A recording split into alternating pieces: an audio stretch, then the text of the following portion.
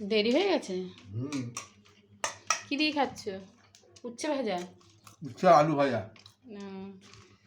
এখানে তো কুমড়ো ভাজাও আছে, নিলে না? না না, মাছ ভাজা না একটা? আমার তো খাবার সময় নেই।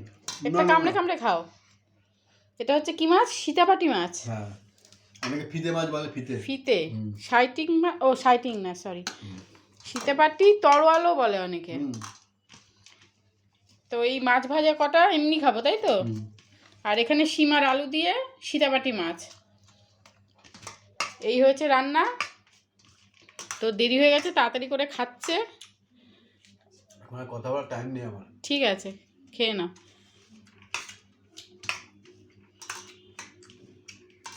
বুঝলা, তোমরা সীতাপাটি মাছ শিং দিয়ে খেও, ভালো লাগবে।